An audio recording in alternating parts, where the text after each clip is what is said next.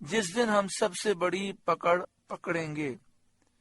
اس دن سے مراد قیامت کا دن ہے یا اس دن سے مراد بدر کا دن ہے جس میں 70 کافر مارے گئے، 70 گرفتار ہوئے اور کافر ہار گئے، شکست کھا گئے، ذلیل و رسوا ہوئے۔ انا منتقمون، بے شک ہم بدلہ لینے والے ہیں۔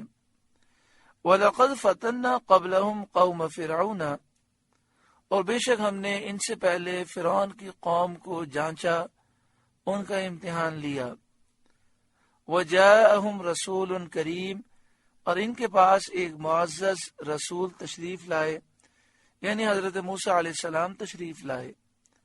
ان اتوا الی عباد اللہ، کہ اللہ کے بندوں کو مجھے سپرد کر دو۔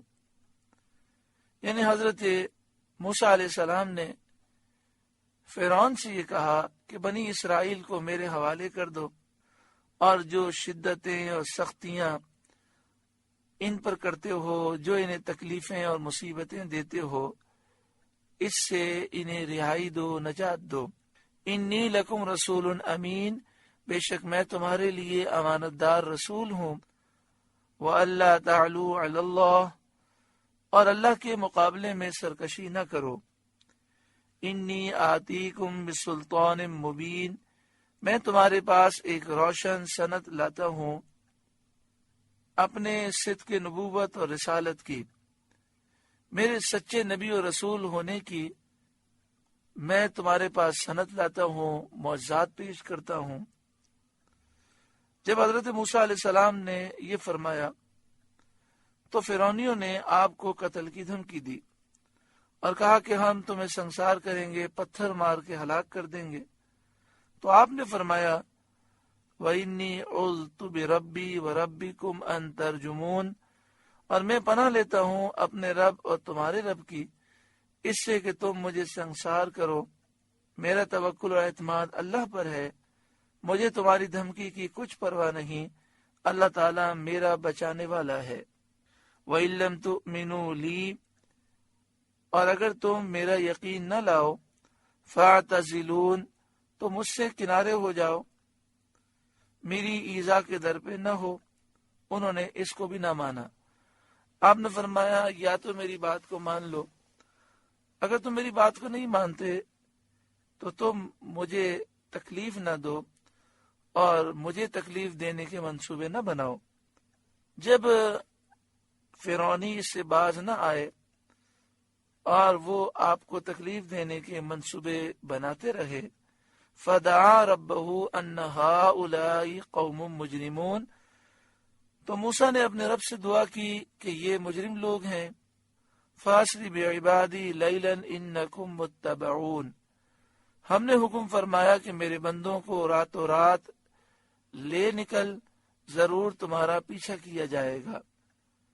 یعنی ہم نے فرمایا اے موسیٰ آپ میرے بندوں کو راتوں رات لے جائیں، بے شک اے بنی اسرائیل تمہارا پیچھا کیا جائے گا اور فرعونی تمہیں پکڑنے کی کوشش کریں گے۔ تو جب آپ کو یہ حکم ہوا تو آپ بنی اسرائیل کو لے کر نکلے۔ فرعون اپنے لشکروں کے ساتھ آپ کے پیچھے بھاگا، گرفتار کرنے کے لیے، نقصان پہنچانے کے لیے۔ حضرت موسیٰ علیہ السلام روانہ ہوئے، دریا پر پہنچ کر آپ نے عصا مارا، اس میں 12 راستے خشک پیدا ہو گئے۔ آپ بنی اسرائیل کے ساتھ دریا میں سے گزر گئے۔ پیچھے فرعون اور اس کا لشکر آ رہا تھا۔ آپ نے چاہا کہ پھر عصا مار کر دریا کو ملا دیں تاکہ فرعون اس میں سے گزر نہ سکے، تو آپ کو حکم ہوا وَاتْرُكِ الْبَحْرَ رَهْوًا، اور دریا کو یوں ہی جگہ جگہ سے کھلا چھوڑ دے۔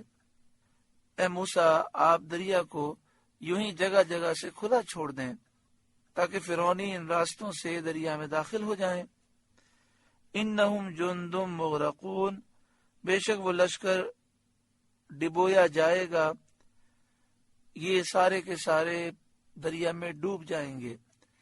حضرت موسیٰ علیہ السلام کو اطمینان ہو گیا اور فرعون اور اس کے لشکر دریا میں غرق ہو گئے اور ان کا تمام مال، متاع و سامان یہی رہ گیا۔